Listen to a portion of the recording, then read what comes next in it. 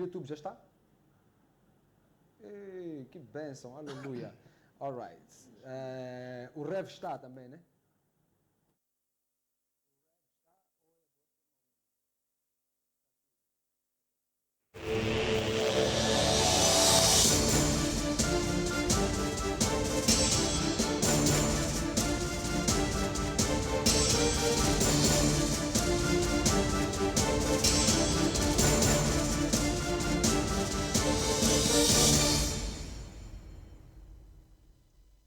Muito boa tarde, seja bem-vindo ao programa O Verbo. Meu nome é JC Maloa e você sabe que todas as terças e quintas trazemos aqui debates bíblicos, assuntos ligados às Sagradas Escrituras e uma graça estar na vossa presença e o Espírito Santo com certeza que está aqui conosco. Sentimos a presença dele neste lugar e tenho certeza que você durante este programa também vai sentir a impactação da presença de Deus aí em casa. Que a nossa oração é que enquanto este programa estiver a decorrer, haja cura, haja restauração na sua casa, na sua família, que a bênção e a paz do nosso Senhor Jesus Cristo esteja aí consigo. Como você sabe, esta é a Mega Televisão, estamos ligados à TMT, à Star Times e à TV Cabo. Você também pode acompanhar este programa através do Facebook do Rev JC Maloa, assim como também pode acompanhar no YouTube do Rev JC Maloa. No entanto, também pode ter acesso a este programa através do Facebook da Mega TV. Estamos conectados, está todas as condições criadas aí para que você não perca nem sequer um episódio do programa O Verbo. E também queremos aproveitar para chamar os empresários desta praça. Olha, vocês sabem que eu já estou a começar a duvidar que temos crentes realmente aqui, empresários.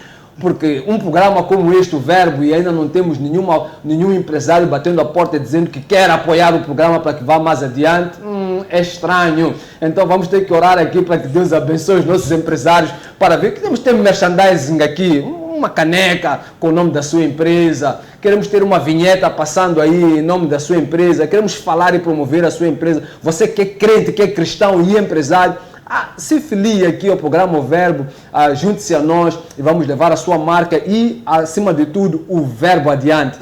Glórias a Deus.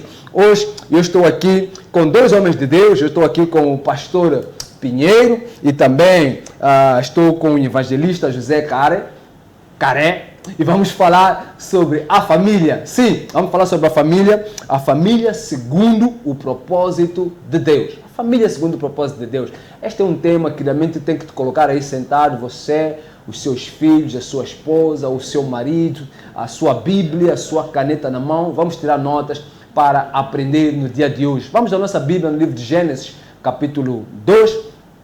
Não podíamos falar sobre família sem ir para Gênesis, não é? Que é a origem de todas as coisas. E vamos ler do versículo 18. A Bíblia diz no versículo 18: Então o Senhor Deus declarou: Não é bom que o homem esteja só. Farei para ele alguém que o auxilie e lhe corresponda. Depois que formou da terra todos os animais do campo e todas as aves do céu, o Senhor Deus os trouxe ao homem para ver como este lhe chamaria, e o nome que o homem desse a cada ser vivo, esse seria o seu nome. Descendo um pouco mais para o versículo 21. Então o Senhor Deus fez o homem cair em profundo sono. Enquanto este dormia, tirou-lhe uma das costelas, fechando o lugar com carne. Com a costela que havia tirado do homem, o Senhor Deus fez uma mulher e o levou a ele, e disse então o homem: Esta sim é osso dos meus ossos e carne da minha carne. Ela será chamada mulher, porque o Senhor, porque do homem foi tirada. 24. Por essa razão o homem deixará o pai e a mãe, se unirá à sua mulher, e eles se tornarão uma só carne. O homem e a sua mulher viviam nus e não sentiam vergonha. Este é o Gênesis capítulo 2, a passagem em que Deus, vendo Adão a solo, disse: Não é bom que o homem esteja só, farei para ele uma adjuntora, alguém que o auxilie. E com esta passagem nós damos início ao programa O Verbo e vamos logo aqui dizer boas-vindas ao pastor Pinheiro Paulino. Seja bem-vindo ao programa O Verbo, pastor. Muito obrigado. É uma alegria estar aqui convosco, né? E obrigado pelo convite. Amém. O pastor Pinheiro é a primeira vez que está aqui conosco. Ele que é pastor na comunidade cristã da família. Comunidade cristã da família. É bom termos alguém de uma comunidade cristã da família para falarmos aqui sobre família, não é verdade? Exato. É verdade. Evangelista José Cara, é a segunda vez que ele está aqui conosco, evangelista na Assembleia de Deus, Ministério da Baixa. Seja bem-vindo ao programa. Obrigado. É um prazer estar aqui. Segunda vez hoje. Eu sinto que é um privilégio poder participar neste programa, juntamente aqui com o pastor Pinheiro, sob a liderança do nosso reverendo Malou. Aleluia, glórias a Deus. Vamos ao nosso tema, família. O que é família? Porque este conceito de família, principalmente nestes últimos dias, ele tem sofrido muita agressão, há muita endoctrinação, há muitos conceitos sobre família, há uma tendência de criar ou fazer com que o conceito de família seja visto num sentido mais lato, mais abrangente, tanto que quando falamos de família, tem famílias que são constituídas por chefe de família e os seus animais. Uhum. Essas são a família. Temos famílias, outros conceitos que vão surgindo de família, mas como estamos mesmo a tratar do verbo, e o verbo sabemos nós que é o catálogo do mundo, vamos começar mesmo por definir o que é família. Segundo o que o Jesse acabou de ler agora em Gênesis, ali nós encontramos o conceito elementar do que é a família. Aliás, nada melhor do que começar pelo começo. Gênesis significa origem, o começo, o início das coisas. E é interessante notar que quando falamos de família, nós estamos a falar de um projeto de Deus. Estamos a falar de uma iniciativa divina, algo que Deus mesmo começou. Pelo que família não nasceu, não é uma invenção humana, não é um projeto milionário, não é um projeto de empreendedorismo. Não. Família é um projeto que nasce no coração de Deus. E de acordo com Gênesis capítulo 2, versículo 24, nós podemos ver que no mínimo, família aqui é a união feita por Deus, ou é a união em que Deus une duas pessoas, no caso, homem e mulher, com o propósito de espelhar e espalhar a sua glória. A Bíblia fala, por esta razão o homem deixará pai e mãe e se unirá à sua mulher. Então, já encontramos aqui do começo Deus definindo, delimitando o que é família. É a união entre um homem e uma mulher. Né? Então, esse seria basicamente o conceito básico, biblicamente falando, o que é uma família. Né? Sabemos que hoje não existe, se é uma instituição extremamente abusada, agredida, atacada, é a família. Certo. Mas a família continua sendo aquela que Deus sonhou, projetou, planificou e executou na pessoa de Adão e Eva. O interessante é quando Deus cria todas as coisas e vemos que Adão, ao olhar para os animais, depois de ter dado nome aos animais, diz a Bíblia que não havia alguém compatível a Adão.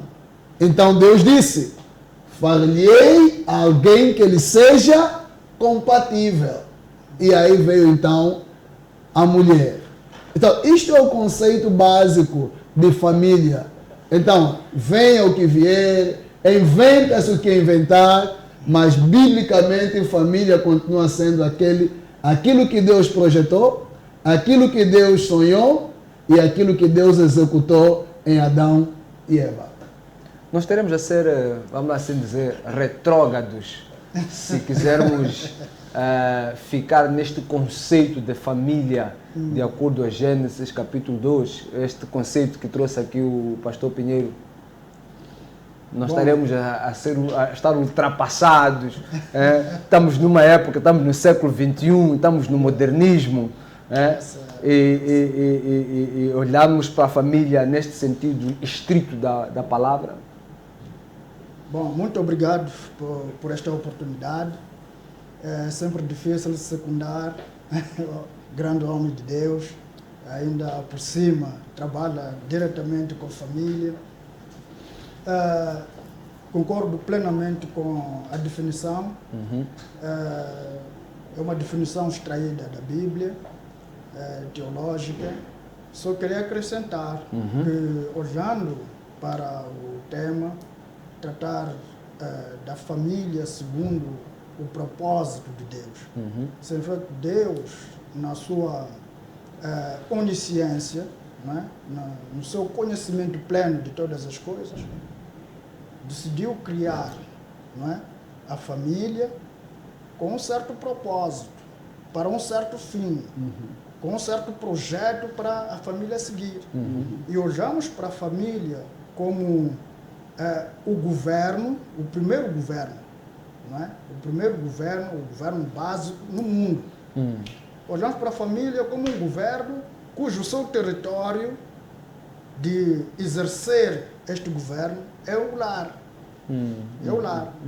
Então, olhamos para a família no lar como governo que deve ter princípios, não é, orientadores de como esta família deve viver e conviver. E estes princípios todos devem vir de Deus, que Ele é que sabe por que fez com que existisse essa família, por que essa família deve ser na Terra. Então tem que ser o próprio Deus a orientar esta família, onde, como governo, já disse, como governo dentro de um território que se chama lar, temos aí o Adão, temos aí a Eva, temos aí o Abel e Caim, que são os seus filhos. Então, Deus coloca o homem como autoridade máxima e coloca a mulher como adjuntora, mas submissa ao seu marido, e o homem como autoridade, mas que ama a sua esposa, homem e mulher que lideram os seus filhos, e os seus filhos que são o fruto, né, deste casamento amoroso, mas também que devem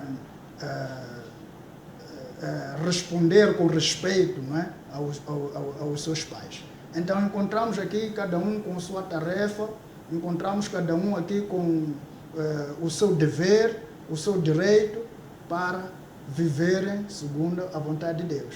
Então eu penso que, como eu disse, é a primeira instituição do mundo, é o primeiro governo do mundo, e isto não caduca, porque está dentro do propósito de Deus, não caduca e tem que ser sempre assim. E quando nós olhamos hoje as famílias degradadas, as famílias desestruturadas, é que perderam, não é, o fio de orientação, perderam a comunicação com Deus, que tem um propósito de como essa família deve ser. É só voltar para o princípio, ligação com Deus, para poder caminhar seguramente. Bom, eu gostei de trazer aqui essa... Não, queria dizer alguma coisa? Na verdade, a questão de se nós estamos sendo retrógrados ao voltar para esse conceito de família. Olha, o ser humano ele foi criado por Deus com propósitos claros. E há coisas que não mudam, há coisas que não sofrem evolução, há coisas que não entram nessas questões de globalização. E uma delas é a palavra de Deus. Ela é eterna. A Bíblia nos fala que os céus e a terra passarão, mas a minha palavra permanece para sempre. Então, esses princípios da família são daqueles princípios eternos, que não passam. Né? Não é ser retrógrado coisa alguma quando nós acreditamos naquela palavra que é mais atual, a palavra de Deus, já dizia um velho evangelista, ela é mais atual do que o Jornal da Manhã. Ou seja, aquilo que vão noticiar amanhã nas grandes televisões do mundo, a palavra de Deus já nos disse. Então não somos, pelo contrário, somos atualizados. E é incrível que, como ela foi feita para um propósito específico, ela só funciona, a família, quando está a andar mediante aquele propósito pelo qual foi. Qual é o propósito? Já agora. Nós queremos basicamente que tudo que Deus fez, inclusive a família, é para a glória dele. A família foi feita por Deus para a sua própria glória. E como é que essa glória é manifestada? Pelo menos duas palavras são importantes. Primeiro, a família, ela foi feita para espalhar a glória de Deus, na medida em que vai se cumprir a primeira promessa, aliás, da Bíblia, foi feita para a família, né? Multiplicai-vos, a primeira ordem, na verdade, não promessa, a primeira ordem foi feita para a família, né? Multiplicai-vos, sede fecundo, multiplicai-vos e enchei a terra. Então, na medida em que esta família cresce numericamente, ela espalha a glória de Deus. A multiplicação dos membros da família é a manifestação da glória de Deus. Interessante este. Isso é tão interessante, não só para espalhar, mas também para espelhar ou refletir a glória de Deus. Porque os nossos filhos em si, eles não são apenas filhos, eles também devem ser nossos discípulos. Porque essa é a ideia. Quando Deus faz o homem, a intenção de Deus é que, por meio de Adão, surgisse, a palavra de Deus fosse espalhada na terra. Então Adão traria a glória de Deus pela multiplicação dos seus filhos, mas também pelo aquilo que os seus filhos iriam representar, ou seja, a natureza de Deus é imprimida em seus filhos. Então, quando eles fossem pelo mundo, eles espalhariam a glória de Deus. Esse mesmo conceito, Jesus vai trazer em Mateus capítulo 28. Quando Jesus diz, olha, multiplicai-vos, ou seja, ide por todo o mundo, pregai o evangelho, fazei discípulos. Então, os pais são chamados a fazer discípulos. É interessante isto, porque até nós nos apercebemos que a primeira multiplicação de nações, como estava a dizer o evangelista Caré, o governo, os primeiros governos, eles eram familiares, não é? As regiões tomavam nomes de família, consoante iam se multiplicando. Mas, além destes dois propósitos, tem mais algum propósito que nós podemos buscar? Será que é somente isso, a família, multiplicar, refletir a glória de Deus? Há mais alguma coisa implícita dentro da família que Deus queira fazer? Bom, é claro que a glória de Deus, sim, faz parte, mas também para o louvor a Deus, porque Deus tem que ser louvado. Né? O louvor a Deus não é invenção pelo caminho, mas o assunto que deve ser, tem a idade do homem, posso dizer. O homem foi criado e a partir daquele momento tinha que glorificar a Deus, tinha que louvar a Deus.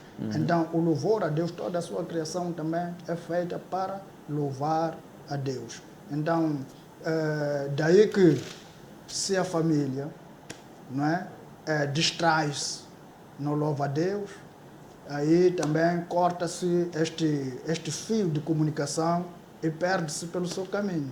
Todo o caminho que o homem inventa só lhe leva cada vez mais distante da presença de Deus.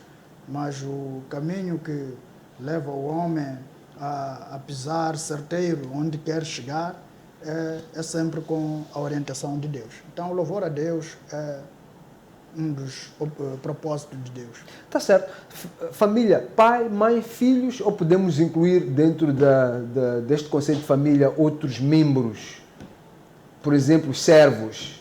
Podemos chamar os nossos servos de membros da nossa família? Restringimos a pai, mãe, filhos como é que nós enquadramos aqui a constituição de uma família? Como é que nós enquadramos? Eu faço essa pergunta até a propósito de nós encontrarmos Abraão. Estava pensando nisso. Eu estava pensando nisso. Então vamos lá, responde lá. Pronto. É verdade que tem a resposta na mão. É verdade que aqui nós podemos estar diante também de uma questão de um contexto cultural. Certo. Tem esse aspecto, né? Entretanto, se formos a falar da perspectiva bíblica teológica, família é pai, mãe, filhos. Basicamente. Pai, mãe e filhos. Pai, mãe e filhos. Mas não se restringe. Vamos lá assim dizer, os pais do pai e mãe não entram aí? Não, os avós do onde eu chegar, né? As diversas dimensões da família. Certo. Né? Nós temos a família nuclear e temos a família alargada. São os familiares. Logicamente. Agora, é interessante que nas escrituras, normalmente, os servos também eram tidos como membros familiares. De tal modo que alguma demanda, ou seja, alguma exigência de Deus em relação ao Senhor, isso tinha implicações no servo. Por exemplo, vamos pegar o caso de Abraão. Abraão, quando Deus o chama, depois Deus faz aliança com ele por meio da circuncisão. Abraão não circuncidou somente a si e depois a seguir o seu filho Ismael. Não, Abraão circuncidou a si, seu filho e, naturalmente, todos aqueles servos que... A Bíblia fala, todos os servos nascidos em sua casa. Então a gente vê também que tinha uma certa extensão. Então a família acaba sendo, na verdade, todos aqueles que coabitavam debaixo do seu teto, da sua autoridade. Nesse caso concreto. Quando formos para Efésios, capítulo 6, no Novo Testamento, quando Paulo começa a descrever as implicações práticas de uma família, aliás, o evangelista vai falar sobre isso, né? Do primeiro governo, como é que uma família cristã deve funcionar, e as mais diversas linhas de autoridade dentro de uma família, nós podemos ver que Paulo vai falar que, a partir do capítulo 5, versículo 22, Paulo vai dizer: mulheres, sujeite-se cada uma a seu próprio marido, como ao Senhor. Então a gente vê, mulher é um membro da família. Versículo 25, maridos, ame cada um a sua mulher, assim como Cristo amou a igreja, entregando-se por ela. Marido ou homem é também um membro da família. Quando a gente sobe mais para o capítulo 6, no versículo 1, filhos, obedeçam a seus pais no Senhor. Vemos também filhos, mas Paulo não passa por aí. No versículo 5, escravos ou servos, obedeçam os seus senhores. Então nós vemos que mesmo à luz do Novo Testamento, a família não se restringe apenas nesses elementos. Eles vão até os nossos servos. E claro, entendemos que implicitamente aqui estão os sobrinhos, aqui estão os tios, aqui estão os avós. Aliás, porque Abraão levou consigo seu sobrinho, Ló. Graças a Deus, de fato é isso. Família, nós somos todos humanos, uma família humana. Não é? Mas quando de fato estamos a falar daquela família primitiva de Adão e Eva e os seus filhos ali, é o núcleo, não é, de uma família, mas que ali, como núcleo, é ali também que cresce esta humanidade através daquele pequeno grupo. E podemos olhar a família como uma nação. Nós somos uma família moçambicana, somos moçambicanos. Temos um governo que rege todo Moçambique. Nós somos uma família porque somos uma igreja. Nós somos uma família, então, uma igreja local. Mas também somos uma família porque somos uma igreja universal, onde todos nós fazemos parte. Estamos ligados a Jesus, que é o cabeça da igreja. Então, Deus, quando faz uma família, de fato, o propósito era ver um mundo ordeiro, um mundo interligado, um mundo harmonioso, mas com uma ligação, não é? De autoridade do pai para os filhos. Podemos falar de família biológica, mas também de família estruturada, não é? Aí onde nós encontramos servos e tudo, mas todos aqui estão debaixo de um certo governo. É uma família. Debaixo de um governo é uma família. Daí que encontramos esse assunto de Abraão e seus servos. A diferença que nós podemos encontrar, o que é servo naquele tempo, o que é servo hoje? Né? Porque o servo depois passou para escravo, depois passou para um trabalhador, depois passou para... Mas o que é um servo? Então todas as pessoas que obedecem, não é? Ou estão debaixo de uma linha de orientação de certo indivíduo, eles fazem parte daquela família. Mas quem não faz parte dessa família nunca vai acatar as orientações deste comando. Não faz parte dessa família. Por exemplo, os dias de hoje, as empregadas domésticas, podemos colocá-los como membros de uma família ou passavam a ser membros da família a partir do momento em que vivem naquela casa. Aquelas que estão ali realmente a residir. Aquelas que vêm, trabalham e vão para casa, são membros daquela família também? Ali pode-se considerar de duas maneiras. É uma família, mas não residente. É uma família, por enquanto está ali, ela faz parte daquilo, não é? Qualquer coisa é dono daquela pessoa, é daquela casa ali. Então, ela estragou alguma coisa, nós vamos na casa dela para julgar ou para procurar saber o que fez e como a coisa deve, para resolver o problema, não é? Então, enquanto ela está aqui, faz parte dessa família. Enquanto está aqui, ela responde para o seu patrão, para a sua senhora. Enquanto está aqui, ela faz parte, não tem como. Mas quando ela sai, daí o patrão tem que cuidar bem dela, né? Assim, como membro da sua família, né? Temos aí alguns patrões que põem uma mesa farta, mas depois a empregada doméstica fica lá do outro lado, cuida mal. Aí é também falta de saber o que é um membro da família. Quer dizer, de consideração, não só de membro da família, falta de consideração para com a pessoa humana. Porque se ela também faz parte da família humana, mas a pessoa não está... Não como que nós comemos e tal, eu acho que isso até nem tem nada a ver. São algumas questões básicas da vida humana. Né? Eu penso que esse tipo de atitude é completamente desumano. Porque mesmo que não fosse membro da nossa família, a gente tem que dar dignidade à vida humana. Porque é o ser mais precioso. A Bíblia fala que o homem é a coroa da criação de Deus.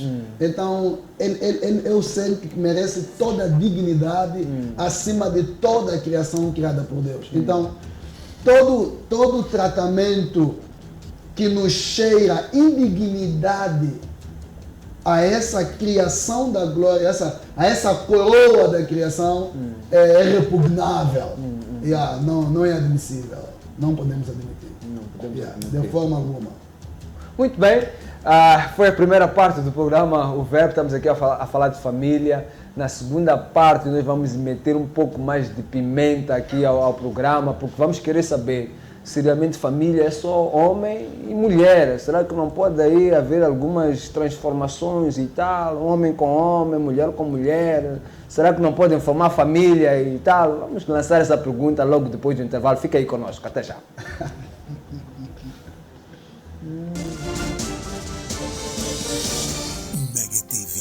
Voltamos já.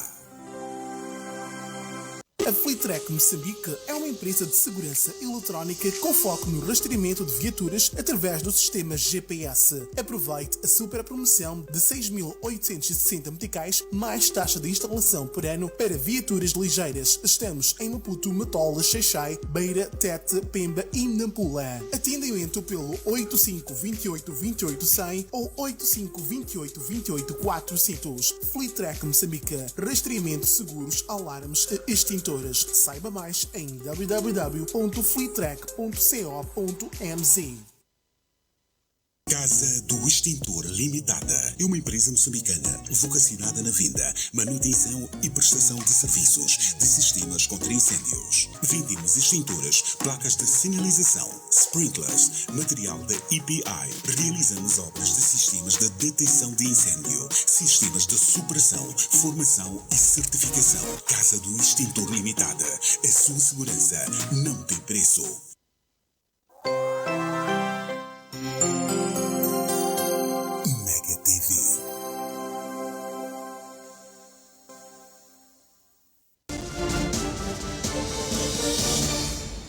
Mega TV. Estamos de volta. Seja bem-vindo de volta ao programa Verbo. Estamos a falar sobre a família segundo o propósito de Deus. É isso, segundo o propósito de Deus.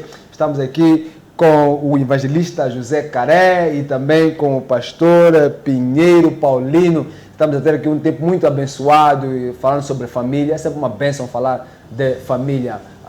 Pastor, família. Não podemos ter uma família constituída por 2 homens. Eles não podem constituir família. Ou 2 mulheres não podem constituir família. Nós sabemos que com esta modernização, até porque não é modernização, já é de muito tempo, mas agora está-se falando muito de sair do armário. Né? Já temos muitos homens que estão casados com homens, algumas igrejas inclusivamente, como é o caso das anglicanas nos Estados Unidos, abriram as portas a casamentos gays. Temos algumas presbiterianas que também estão a seguir pelo mesmo caminho e temos algumas correntes que estão a aderir a este tipo de ideologia. É pacífico que assim seja? Olha, deixa-me dizer não. A minha resposta é não. Agora, deixa-me explicar primeiro. Certo. Eu penso que nesse mundo de ideias, hoje o mundo vive em polos, né? Muito polarizado. Já não se discute ideias, discute-se pessoas. O fato de eu não concordar com alguém, isso não significa necessariamente que eu sou contra a pessoa. Não. Aqui estamos discutindo ideias, posicionamentos. Então, à luz das Escrituras, eu digo que não. A Bíblia, nós temos um perfil, um padrão bíblico para a formação de família. Primeiro porque temos que entender por que Deus fez homem diferente da mulher. Homem com homem não se complementam. Então, um aspecto interessante do casamento é Eles se complementam para si. Não, em todos os sentidos, querido. Em todos os sentidos. Não há complementaridade entre homem e mulher. Vamos começar dos aspectos mais elementares. Certo, vamos lá. Do ponto de vista físico ou biológico, eu sou diferente da minha esposa. O meu amigo aqui é diferente da esposa dele. Aliás, eu conheço muito bem a esposa dele, é muito mais bonito do que ele. Gente, o senhor é diferente da sua esposa. Então, estou a falar, biologicamente falando, nós temos órgãos que as nossas esposas não têm. E assim vice-versa. Então, fisicamente, biologicamente, nós somos diferentes. Certo. Psicologicamente, nós somos diferentes. Olha, ainda falando da questão biológica, homem e mulher têm paladares diferentes. Normalmente os homens têm mais paladares para coisas amargas ou salgadas e as mulheres mais para as coisas doces. As mulheres têm uma visão mais periférica. Mas uma vírgula aí, né? Algumas mulheres gostam muito de uma boa cachaça, né? Não há dúvida. Mas estamos a falar o que é generalizado, entende? O que é generalizado. Há sempre exceções, né? Então, as mulheres têm mais uma visão periférica. Então, vais, por exemplo, para o casamento com a sua esposa, vai ver que ela, ao voltar para casa, vai te dizer: você viu o vestido da irmã fulana? Que irmã fulana? Qual era o vestido dela? A mulher chega no lugar e já vê tudo. O homem tem mais uma visão mais afunilada, mais túnel. As mulheres foram feitas por Deus para exercerem várias atividades ao mesmo tempo. Então a gente vê a mulher em casa, está a cozinhar, está a passar a roupa, ao mesmo tempo está a cuidar do bebê, mas o homem não consegue fazer isso, uma das coisas vai estragar, porque ele foi feito para fazer uma coisa de cada vez. Então, biologicamente falando, homem e mulher são diferentes. Do ponto de vista de palavras, as mulheres falam pelo menos por dia até 10.000 palavras. Os homens 7.000 palavras por dia, mais ou menos. Então, Eu acho que falo 3.000. 3.000. A pergunta é, e a sua esposa, mais ou menos? É? Duplica lá essa. Duplica, né? Umas 7.000 palavras. Então, nós vemos que essas questões de diferença entre homem e mulher apontam para o propósito bíblico, para aquilo que é o ideal de Deus quando fez o designer do casamento, ou o design da família, que era a complementaridade. Então, até nesses aspectos, não há complementaridade. Quando vamos no estudo do casamento... Eu falo pouco e tem uma esposa que compensa. Logicamente.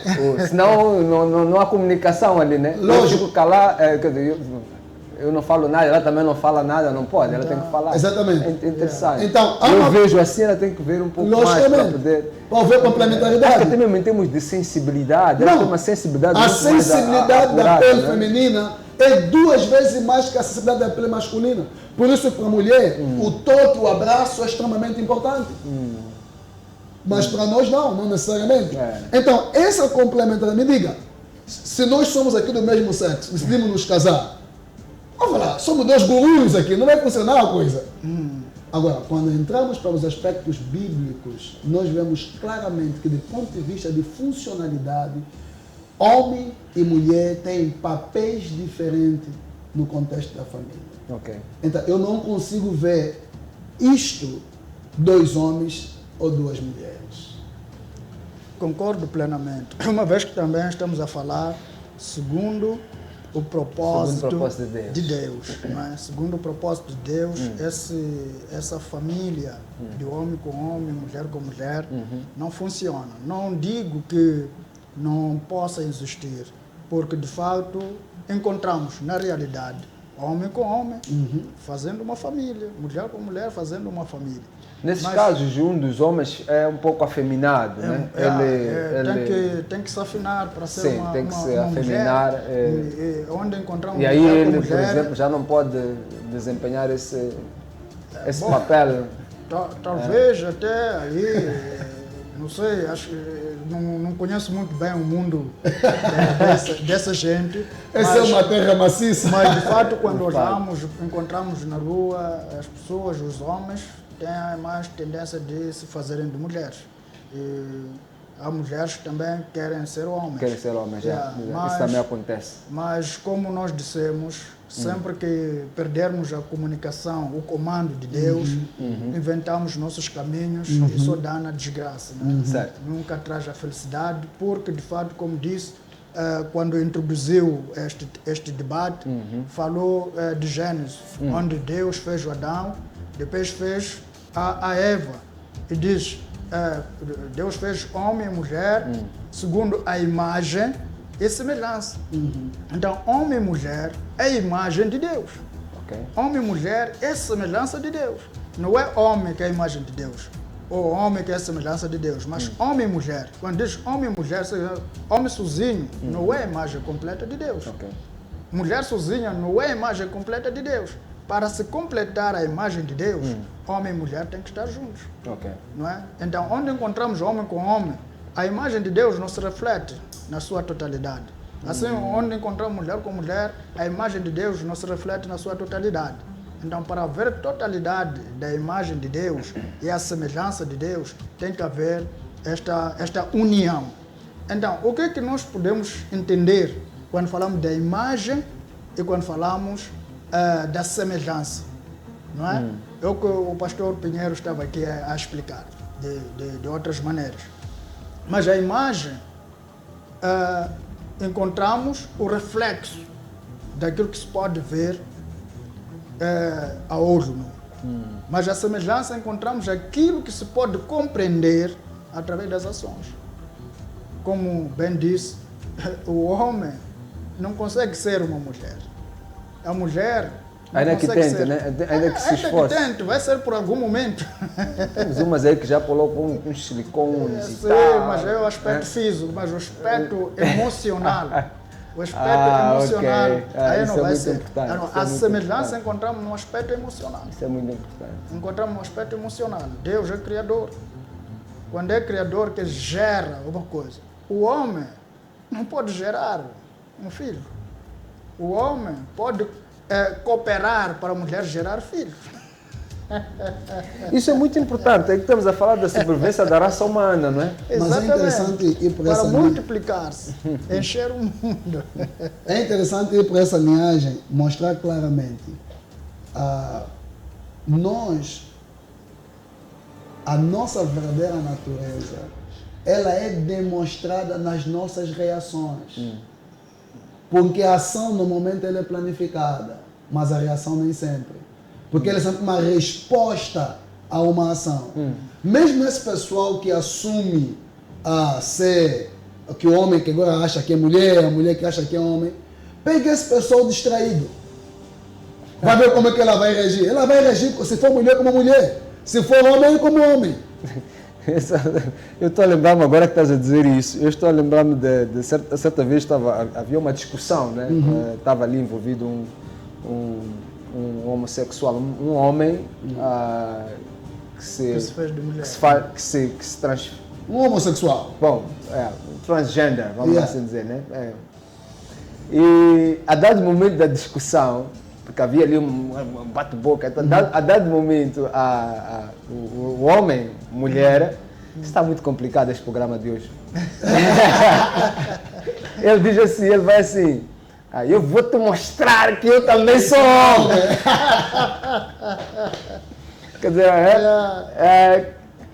quando ele percebeu que a situação estava muito quente, ele quis tirar aquela parte feminina e ameaçou o homem que estava do outro lado, dizendo que, olha, eu também tenho a minha parte masculina, vê lá, é complicado isto. Talvez um programa específico para falarmos sobre isso, é verdade, à luz da Bíblia, né? Porque tem lá as suas gênesis, mas o que nós queríamos mesmo levar para casa era se é lícito, né?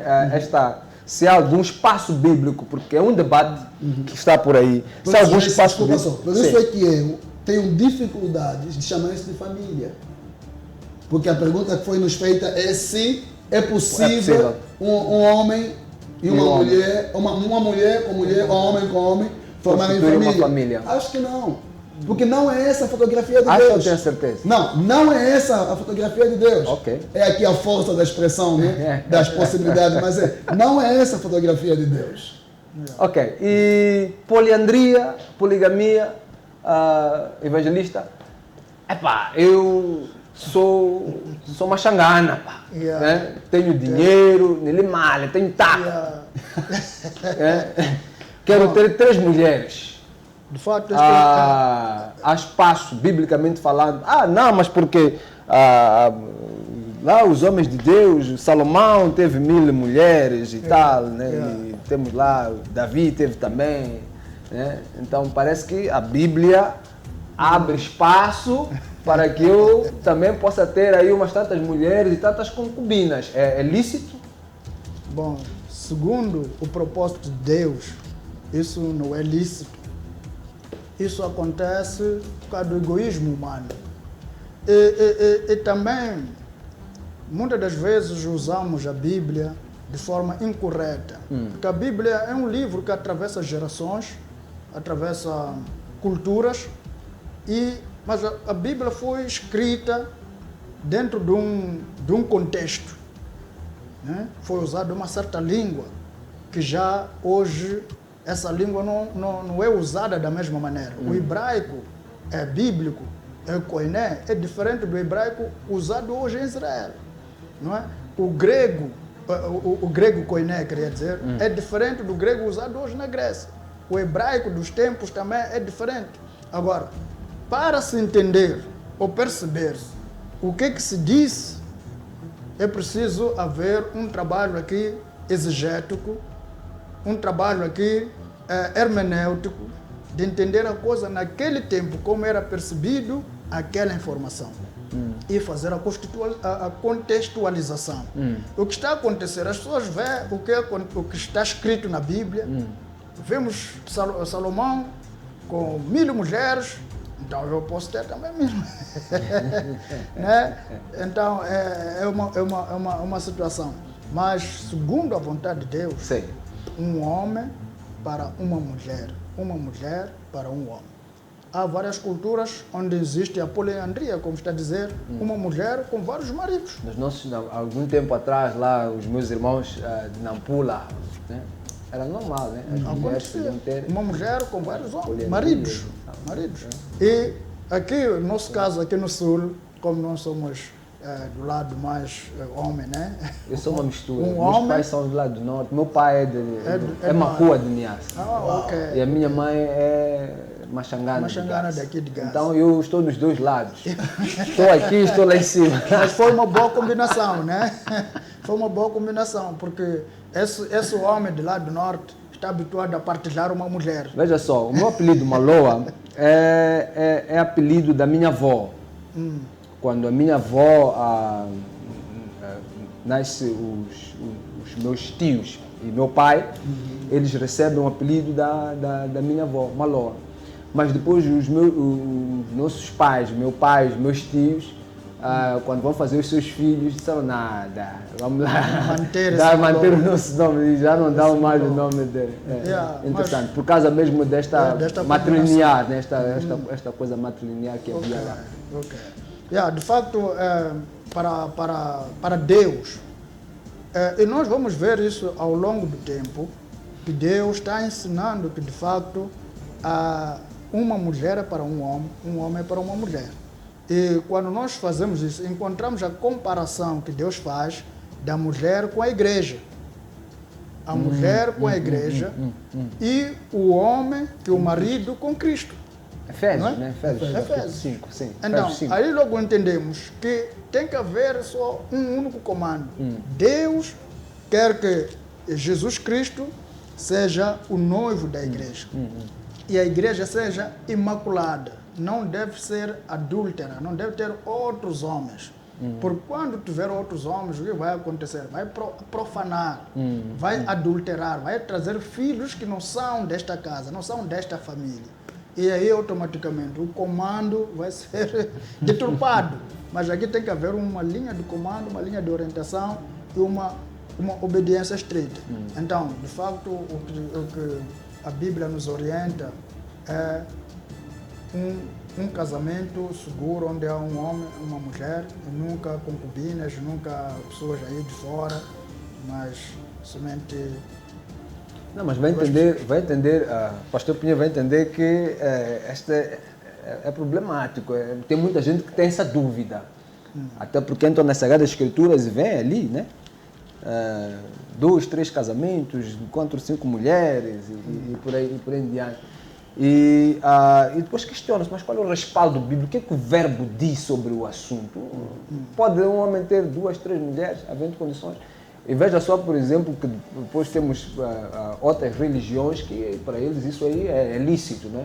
E o que se tem dito no cristianismo é que não é. Qual é o respaldo bíblico para dizer que não? Ok. Primeiro eu queria mostrar aos irmãos que estão nos acompanhando, 1 Coríntios capítulo 10, nos mostra, tem aqui algumas coisas importantes que eu gostaria de ressalvar. Certo.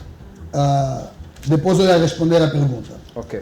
O que nós vemos escrito na Bíblia, especialmente no Antigo Testamento, Paulo vai mostrar aqui para os coríntios que foi escrito para que nós aprendêssemos a não fazer e não para repetir o que foi feito. Okay. O capítulo 10, porque não versículo 1. Ok.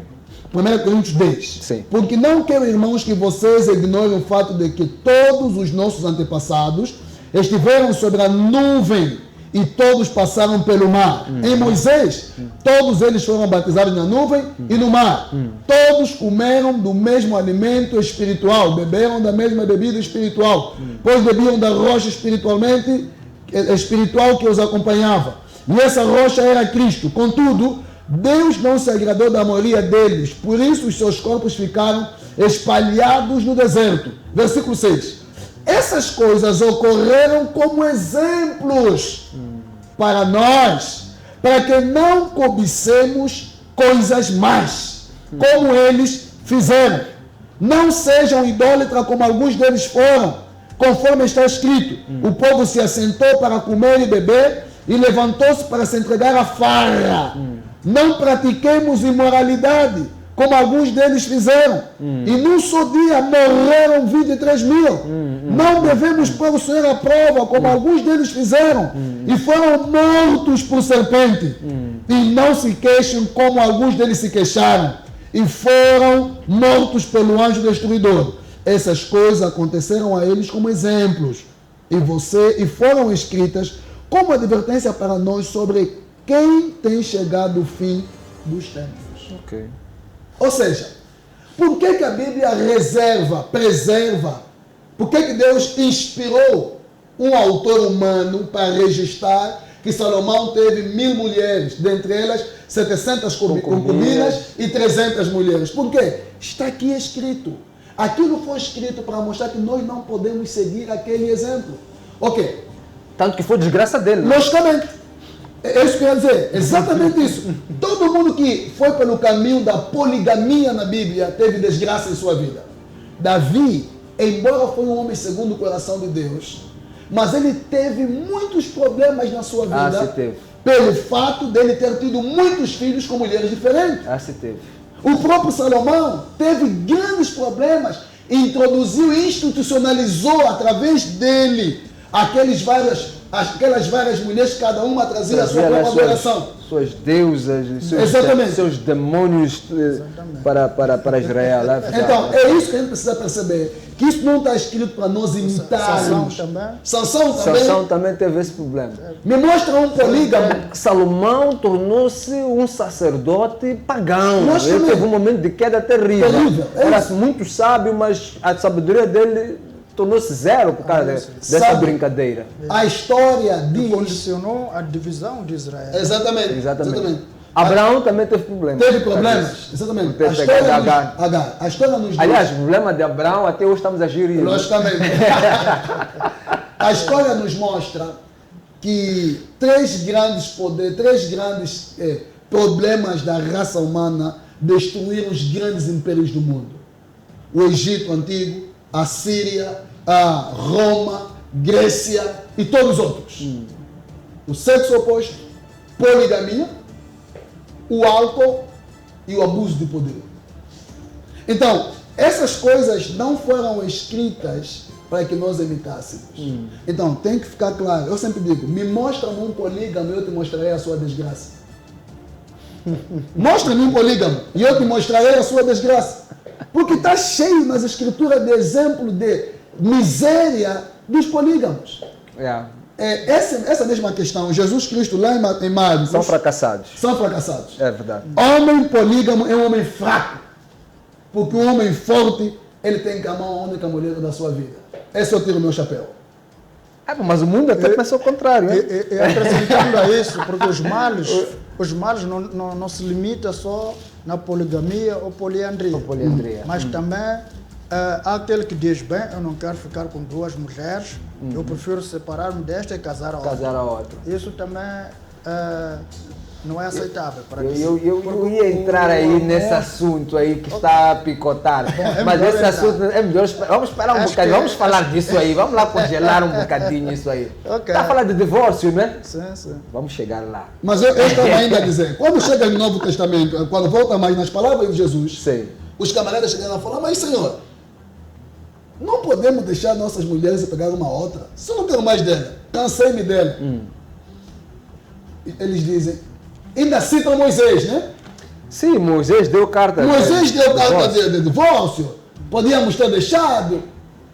Jesus Cristo responde em Marcos, capítulo 10, versículo... vamos para o versículo 1. Então Jesus saiu dali e foi para a região da Judeia e para o outro lado do Jordão. Novamente uma multidão veio a ele e, segundo o seu costume, ele a ensinava.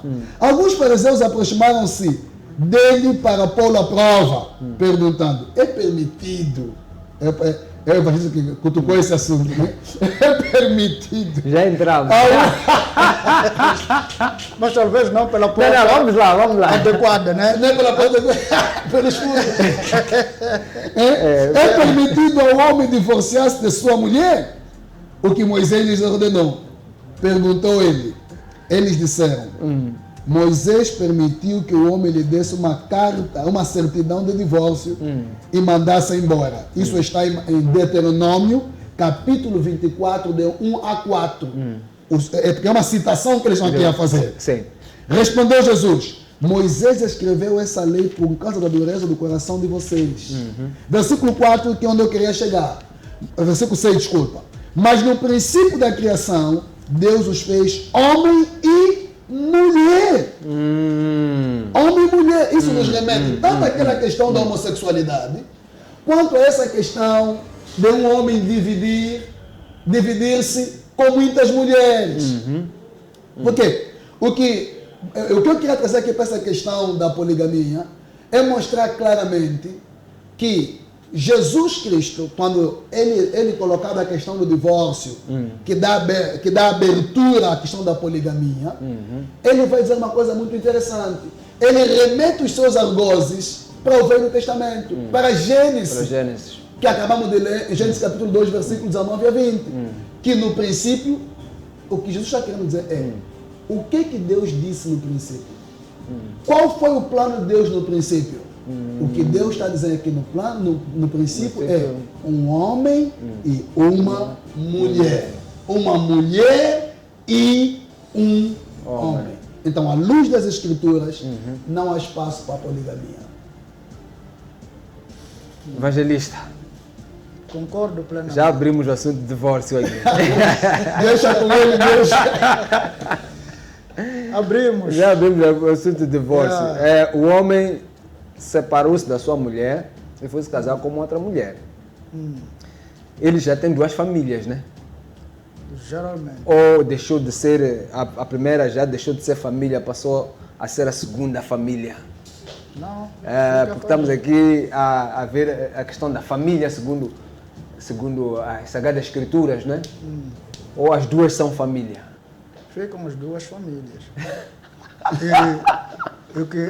O que Deus não quer. O que Deus não quer. Ok. Porque sempre que há um divórcio, ou sempre que há uma coisa contrária à vontade de Deus, há uma desculpa. Para se fazer um divórcio também é uma desculpa. Por que eu faço o divórcio? Geralmente eu divorcio-me porque já não o amo. O amor acabou. Mas só há divórcio onde houve casamento. E quando se faz o casamento, geralmente é uma declaração que se presta diante do servo de Deus, não é? Diante também de homens do governo, do Estado. Quando você chega ali para assinar, você diz, é de minha livre vontade, não sei quantos, eu prometo amar na pobreza, na diversidade, até que a morte nos separe. Depois chega na igreja, fala diante do homem de Deus, na presença de Deus. Bom, essa de até que a morte nos separe é mesmo, é na igreja. Até é na igreja. Lá no registro parece que não até se que diz. no registro se diz. Também se diz? Se diz, Okay. até que a morte nos separe. Só para ver, não é?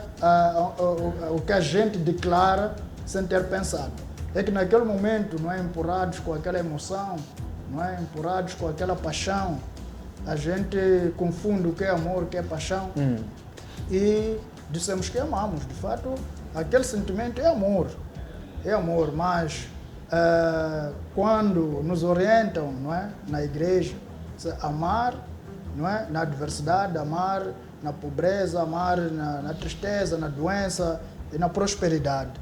Você vê que amar são ações que nós devemos fazer, não ter sentimento. Sentir aquele desejo, aquela paixão, dizer que estou a amar enquanto está doente. Não. O que é que você deve fazer enquanto está doente?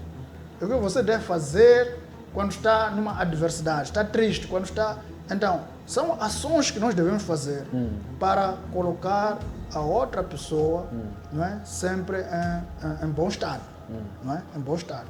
Volta do serviço, o homem cansado, chega em casa, tem que levantar o estrado, não é? A mulher voltou do salão, tem que dizer alguma coisa. Ei, estás linda. Então, essa coisa toda é um exercício, é um trabalho que nós estamos a fazer para manter em pé este casamento. Que trabalho? Porque se não faz esse trabalho, de facto, o sentimento de paixão hoje existe, amanhã pode não existir. Em algum momento vai e vem, vai e vem. Há momentos que a gente diz, estamos divorciados. Passam 5 anos, a gente se cruza na rua, eu estava a perder, não, de novo atrás. Reconcilia-se depois de 10 anos. Porque o sentimento foi, mas depois de 10 anos voltou.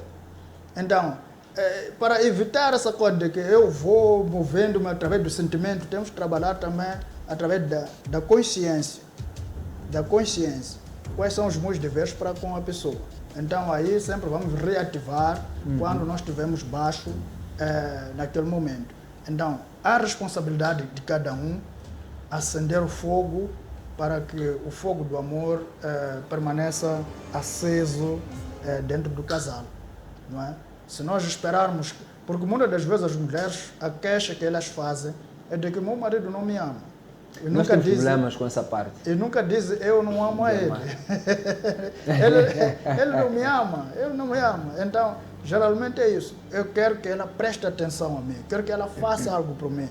E hoje em dia, né? Hoje em dia, a coisa está ficando deturpada, porque quando nós olhamos para a Bíblia, é o que nós estamos a falar. Parece que é um assunto ultrapassado, parece que é um assunto do passado que já não é do nosso tempo. Não é? Não é do nosso tempo eu ter que me submeter ao homem. Né? Você diz que a mulher submete-se ao seu marido. Não é tempo de submeter.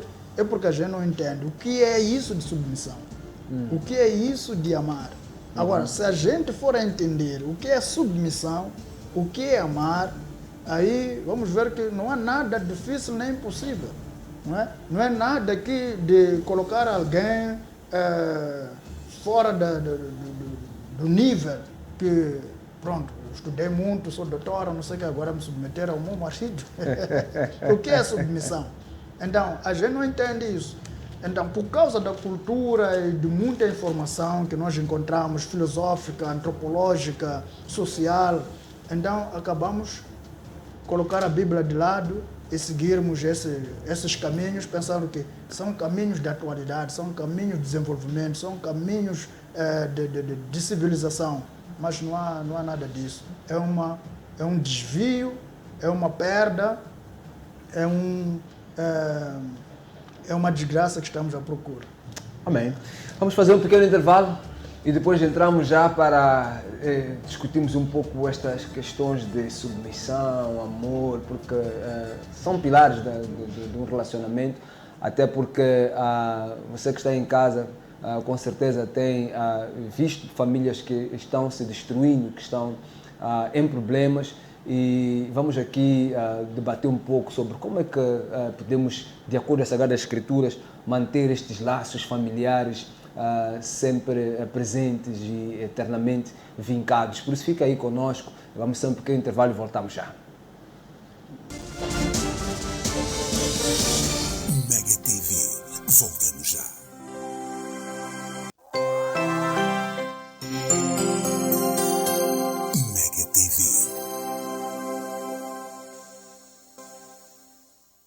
A Flitrack Moçambique é uma empresa de segurança eletrónica com foco no rastreamento de viaturas através do sistema GPS. Aproveite a super promoção de 6.860 meticais mais taxa de instalação por ano para viaturas ligeiras. Estamos em Maputo, Matola, Xaixai, Beira, Tete, Pemba e Nampula. Atendimento pelo 85 28 28 100 ou 85 28 28 400. Flitrack Moçambique. Rastreamento, seguros, alarmes e extintores. Saiba mais em www.flitrack.co.mz. Sejam bem-vindos a DK Eventos Limitada, uma empresa vocacionada na gestão, produção e consultoria de todo o tipo de eventos corporativos e institucionais. Cuidamos do seu evento ao mais alto nível de exigência nos padrões internacionais de qualidade. Realizamos análise técnica, assessoria, organização, orçamento, pré-evento, follow-up dos convidados e follow-up dos fornecedores. Estamos presentes em Maputo desde 2011. Informações 82 ou 84 28 48 55 0. E-mail eventos@dk.co.mz. DK Eventos. Deixe-nos cuidar de cada detalhe.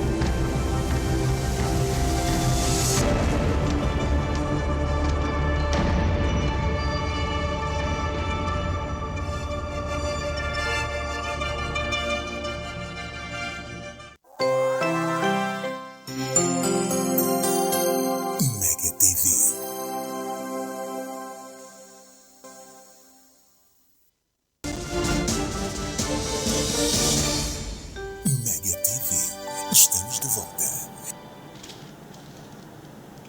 Seja bem-vindo de volta ao programa O Verbo. Estamos na terceira parte, estamos aqui a falar sobre a família, segundo o propósito de Deus. Vamos às nossas Bíblias, no livro de Efésios, capítulo 5, a Bíblia diz no versículo 22, mulheres, sujeite-se cada uma ao seu marido como ao Senhor, pois o marido é a cabeça da mulher, como também Cristo é a cabeça da igreja, que é o seu corpo, do qual ele é o Salvador. Assim como a igreja está sujeita a Cristo, também as mulheres estejam em tudo sujeitas aos seus maridos. 25. Maridos, ame cada um a sua mulher, assim como Cristo amou a igreja, entregou-se por ela para santificá-la, tendo-a purificado pelo lavar da água, mediante a palavra, para apresentá-la a si mesmo como igreja gloriosa, sem mancha nem ruga ou coisa semelhante, mas santa e inculpável. Da mesma forma, os maridos devem amar cada um a sua mulher como a seu próprio corpo. Quem ama a sua mulher, ama a si mesmo. Esta escritura é profunda demais. Até porque, descendo lá mais para baixo e tal, a Sagrada diz, grande este mistério, chama isto de um grande mistério, esta comparação do casamento com Cristo e a relação com a igreja. E leva como exemplo de Cristo, que é apresentar a igreja a si mesmo, não a terceiros. Ele lavou com o seu próprio sangue para apresentar a igreja a si mesmo, santa e imaculada. E demanda os maridos para amarem suas mulheres, para apresentar a elas a si mesmos. Que sacrifício! Quando olhamos para o sacrifício de Cristo, nós já percebemos que ele foi ao último extremo. E Cristo perdoou os pecados da igreja, lavou, santificou-a. Mas quando entramos, por exemplo, para os relacionamentos hoje em dia, já percebemos que grande parte dos divórcios estão a acontecer dentro da igreja. E um dos motivos que as pessoas costumam dar é ela pecou, ela falhou, ela errou e tudo mais, não sou capaz de perdoar isto. Aqui a mulher, ela traiu-me, meteu-se com um outro homem, como é que eu posso perdoar isso? Quando Cristo já perdoou e perdoa a igreja, coisas piores, se calhar, né? Se quisermos assim chamar.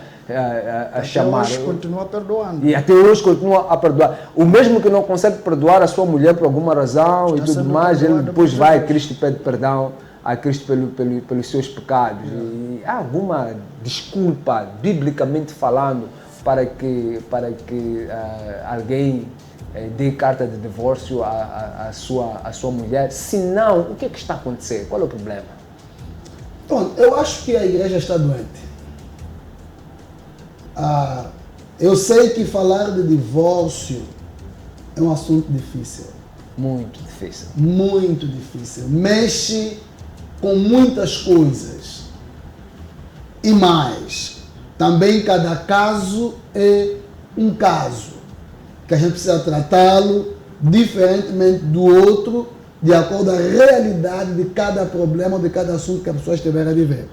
Mas, biblicamente falando, no padrão bíblico, parece que a impressão que temos, bíblica, quando olhamos os paralelismos, a analogia que Paulo está a fazer em Efésios, do casamento com Cristo, com o relacionamento de Cristo com a igreja, E o nosso relacionamento entre eu e minha esposa não há espaço para a carta de divórcio.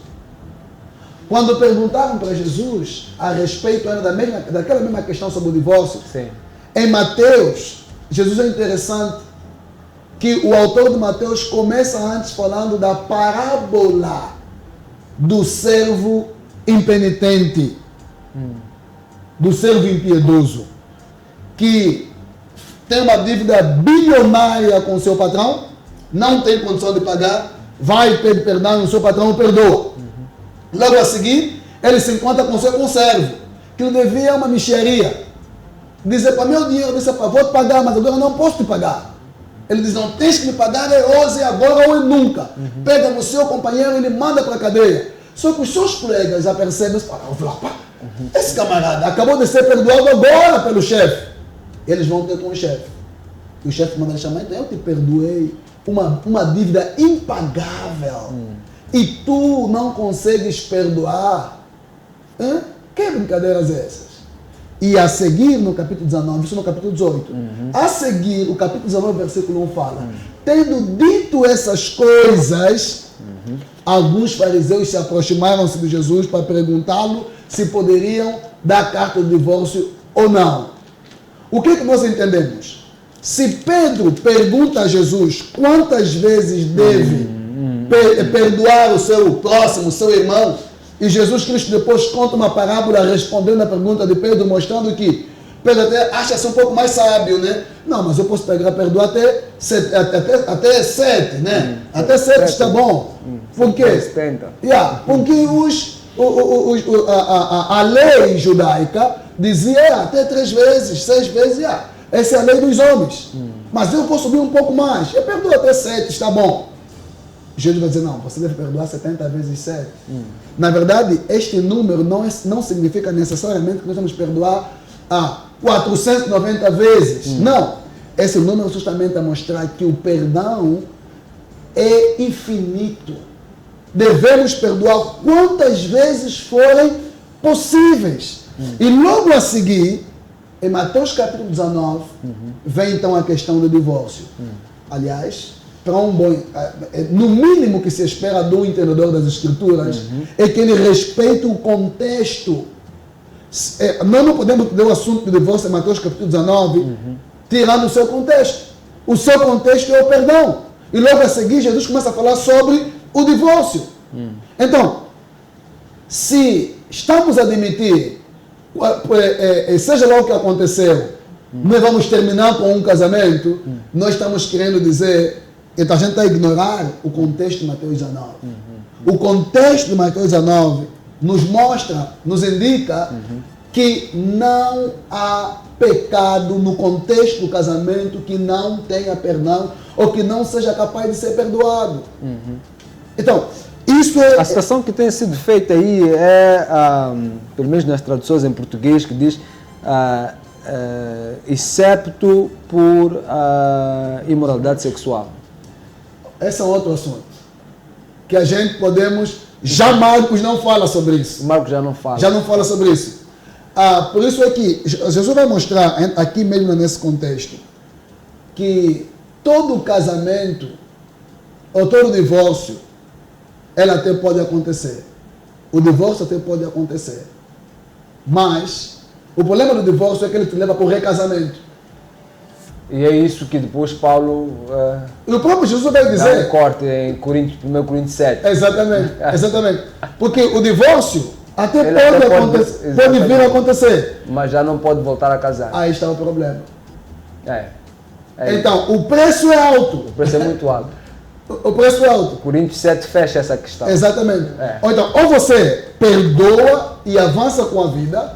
Agora, se você decidir não mais perdoar, tens que lembrar que se você não casar... pode voltar a casar. Logicamente, porque se casa, é adultério. está cometendo adultério.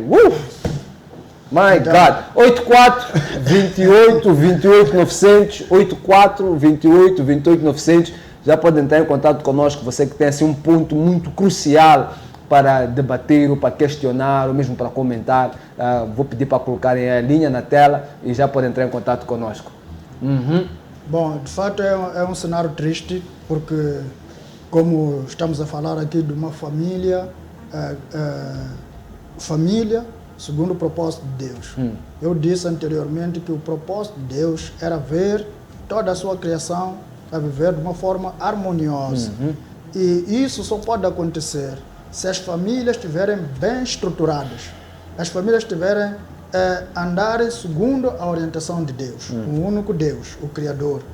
Então, se nós encontrarmos numa família essa estrutura onde o pai é o cabeça, onde a mulher é submissa ao seu marido, onde os filhos honram os seus pais, quem honra os seus pais não quer ofendê-los, obedece às orientações, os pais não pilham os filhos, não pilham, não maltratam, mas criam leis que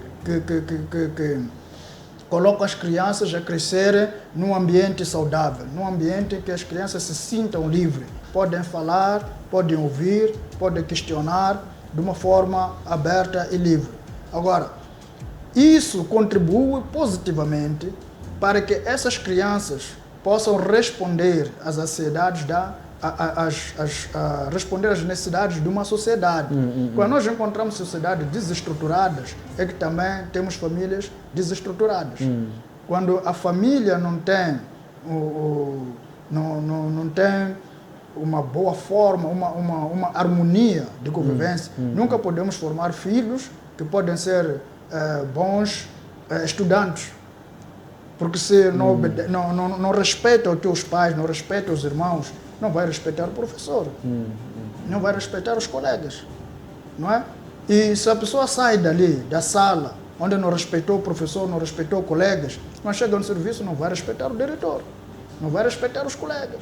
Se chega lá, é diretor, quando olha para o outro que não é diretor, surpresa. Então é ali onde nós encontramos um mundo, entre aspas, selvagem, onde cada um é por si. Mas mesmo lá, no mundo selvagem, nós encontramos um comando. Você quando vê, por exemplo, uma manada, você já sabe que quem é líder, eles andam juntos, até os pássaros voam em conjunto. Há uma liderança.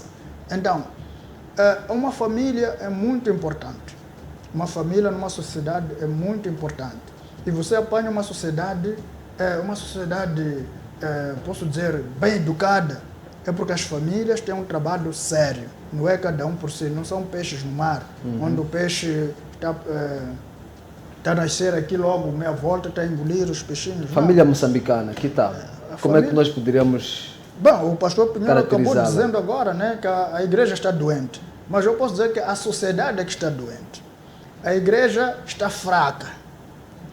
E se a igreja está fraca, não assiste devidamente as famílias para se tornarem fortes.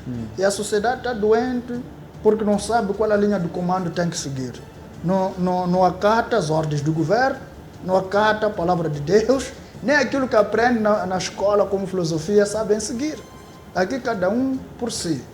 Agora, isso também leva com que os nossos casamentos, primeiro, sejam casamentos caros. Os casamentos nossos são muito caros, o país é pobre. Quem não aproveitou casar agora no estado de emergência, perdeu, pá. É muito caro. Mesmo agora, com 10 pessoas, você não podia casar com menos de 100 mil. Eu não entendo. Por que você não casou? Devia ter aproveitado, despachava isso. Um almoço, 20 pessoas, já está. Mas as pessoas querem ostentar, não é? Querem ostentar o que não existe. Querem ostentar o que uma não das tem. coisas que cria, acabam se endividando e por aí. Uma das coisas que cria confusão. Querem chamar o Mr. Bal para cantar no casamento, dar 150 mil meticais a Clómen para cantar playback. Depois do casamento, passam lá de mel a discutir quem paga a dívida, como vamos pagar a dívida, não sei o que é um problema muito sério.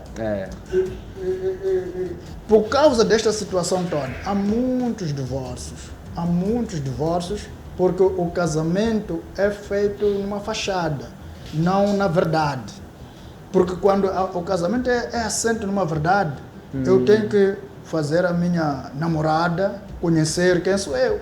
Mas eu tenho que embrulhar para não me deixar. Tenho que embrulhar, às vezes venho com o carro do pastor Pinheiro, mas de queimou o carro quando tem um carro emprestado. Essa parte aí das aparências. Por isso é que eu digo que realmente a gente precisa... Eu tenho dito nas algumas conversas aí, em alguns fóruns, que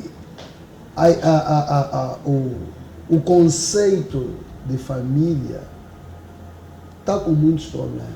Não necessariamente o conceito, mas a maneira como os jovens encaram, ou aqueles que pretendem formar família, encaram o que é isso que é casamento. Talvez está na hora da gente começar a despertar a igreja, em especial os nossos jovens, que devemos começar a nos preocupar com a formação do casal e não necessariamente com como vai ser a festa. Se a gente parar e pensar, a gente gasta tempo com o supérfluo, com o exterior do casamento e não com o conteúdo do casamento, que são os dois. Então, é importante que a igreja comece a preparar os casais. É verdade. Tanto sabemos que eles estão para entrar para o casamento, ali tem que começar a fazer um discipulado intenso. Eu, por exemplo, assumi, não realizo nenhum casamento que eu tenha feito aquilo que nós chamamos na nossa igreja de o curso prenupcial. Eu não realizo. Não realizo. É difícil, as pessoas andam, não andam, mas eu não realizo um casamento que eu não tenha segurança que esse casal tenha, no mínimo, ter passado por um curso de preparação para o casamento. Por quê? As pessoas gastam tempo se preocupando com bolo, com vestido, com fato, com sapato, mas o casamento não é isso, meu irmão. Nós temos que começar a trabalhar as implicações bíblicas do casamento no dia a dia, a prática. Vocês têm que entender o perigo, logicamente, de casar. Nós devemos desencorajar. Na verdade, a Bíblia, ela desencoraja o casamento. Lógico, porque graças a esse mistério. Paulo, quando trata do casamento, ele trata como um assunto dificílimo. Exatamente. Ele diz, é melhor vocês ficarem solteiros do que casar. Mas você está aí abraçando, então é melhor casar. E consequência disso é que as pessoas vão para a igreja e a mensagem que é pregada é: aqui é casamento, vem, casa. Você que está muito tempo sem casar, é aqui o sítio para casar. Quer dizer, vende-se o gato pelo... A lebre pelo gato. Não, mas olha, é extremamente importante esse assunto. É muito sério. Sério. As pessoas não podem cair no casamento como se fosse uma paraquedas. Essas implicações, Efésios tem implicações sérias. E são implicações que têm que ver com a salvação. Logicamente. Salvação. Logicamente. O casamento é uma porta para o céu ou para o inferno. Logicamente. Porque a maneira como a Bíblia está a deixar claro é aquela questão da aliança de Cristo para com a igreja. Isso tem implicações na minha aliança para com a minha irmã. Uau. Uma das coisas que eu digo nos meus aconselhados é o seguinte: quando chegamos no capítulo divórcio ou não divórcio, eu mando que eles unem 2 folhas A4 e peço que eles colam aquela folha A4 e colhem com a folha, com a cola de papel. E depois eu peço que eles desgrudem, descolam aquelas 2 folhas. Não conseguem. Sempre levam consigo parte da outra folha. É isso que o divórcio faz. Então, quando você está entrando num casamento, você precisa saber dessas implicações. Vai e não tem volta. Não tem. Por isso tem que ser calculado o casamento. Nós devemos deixar claro aos nossos jovens: olha, aqui você vai namorar, vai conhecer alguém, vão caminhar, mas o namoro cristão tem 2 propósitos claros: ou dá em casamento ou dá em separação. E isso não deve ser problema. Isso não deve ser problema.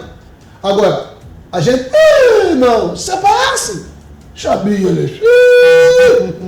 Ou seja, as pessoas estão entrando no casamento mesmo quando tudo indica que não é para entrar, que não é para dar certo. que não é para dar certo.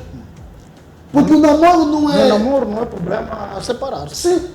Sim. Logicamente, porque o namoro não é casamento. Namorar é estudarem-se. Logicamente. Quando você estuda, pode chumbar. Pode. Não é obrigatório passar o seu ministério na sala de aula. Logicamente. Não.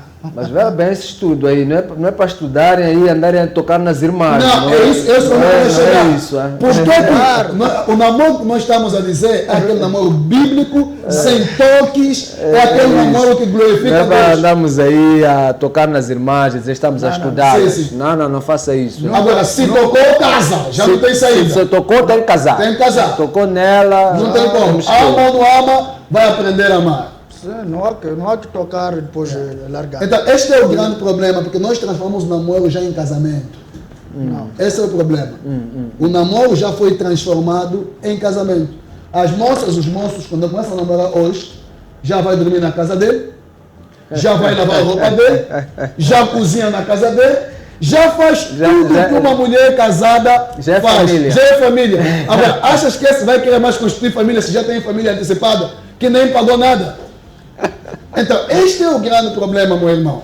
E outra coisa, para preservar a juventude, muitas mulheres, muitas meninas, queria dizer, durante o namoro, desfazem várias gravidezes. Porque ainda estou a estudar, porque não sei o que. Desfazer grávida para eles não é problema. Tem que manter a minha idade de juventude até o casamento. Isso também não é admissível. Não é admissível. Você se engravidar, tem que tirar grávida porque ainda não casei. Não funciona. Não pode fazer nada para ficar grávida. Engravidou. Assume. Epa, você aí já tem que assumir. Na verdade, nem devia fazer o que lhe levou à gravidez. Nem devia. Agora, o que está acontecendo? É que o namoro hoje já não tem limites. Nós tínhamos limites. Você está a namorar, não podia nem tocar, o que está dizendo. Tocar mesmo pela mão. Né? Porque a frição faz também transmissão de Desejos, sentimentos. essa transmissão de potência, de energia. Energias Essa energia sexuais, contamina pensamentos, contamina tudo. Então, à distância, você não influencia nada da pessoa. Mas quando você pega, você já cria, não é? Cria outros pensamentos. Evangelista, considerações finais. Já estamos mesmo a chegar ao fim do programa. Essa coisa de família tem muita coisa, tem sabe? muita coisa. Já acabou. Considerações finais. Muito obrigado por esta oportunidade que a Mega TV nos deu para podermos falar um pouco sobre a família segundo o propósito de Deus. Um tema subjamente grande que ocorre em toda a Bíblia, que também é visto na sociedade de várias maneiras, mas nós tentamos buscar aqui segundo o plano de Deus, segundo o propósito de Deus. Esperamos que tenhamos contribuído de forma positiva para curar o casamento que estava quase a destruir-se, para ajudar aquele que também tinha dúvidas sobre o que é uma família segundo o propósito de Deus. Esperamos que, de fato, como dissemos, não é um assunto que se pode esgotar em 1h30, um assunto que talvez mais um dia o nosso amado reverendo Maloa poderá pensar em voltar a ter mais um programa deste, talvez não conosco, mas com outros painelistas. Amém. Obrigado. Amém. Pastor Pinheiro, considerações finais? É um assunto, de fato, como disse o Sr. Sacaré, sobejamente grande. Talvez o meu encorajamento vai para aquele homem, aquela mulher que entrou no casamento e agora está numa situação difícil e que a única coisa que veja é sair dele. Querido, se tu amas a Deus, amas Jesus Cristo, eu quero que saibas que nada é impossível para Deus. A família é o palco onde tudo começa. Deus é especialista em milagres. Ele pode restaurar o caos da sua família numa grande bênção. Deus pode mudar essa situação difícil que você está a viver em situações abundantes da sua presença. Então, o meu apelo é que busque a Deus. Se você realmente precisar de ajuda, tem aí as linhas, em off, entre em contato com o reverendo Maloa. Estamos aqui para ajudar, mas não desista do seu casamento, porque Deus não desiste. Pode dar o contato do seu ministério, né? Também serve. A comunidade cristã da família. Ok, pode ajudar. 84 27 31 139. Deus não desista de você. 84? 84, 27, 31, 139. 139. Amém. Deus não desista de você e tu não pode desistir de ninguém. Amém. A breja abaixo vai a minha esposa, que naturalmente está a acompanhar. Um grande abraço para você, querida, aos meus filhos e a todos os irmãos que em volta do mundo estão nos acompanhando. Nosso muito obrigado à TV, à Mega TV e ao Reverendo Maloa por essa oportunidade. Estamos juntos. Amém. Glorificado é nosso Deus. Chegamos ao fim de mais um tema muito caliente, a família. Nós vamos desdobrar este tema, vamos falar sobre divórcio, casamento, vamos desdobrar em muitos outros, amor, amar, separação e por aí em diante. Mas quisemos trazer mesmo este de forma lata, a família, para que você entenda que Deus tem um propósito com a sua família.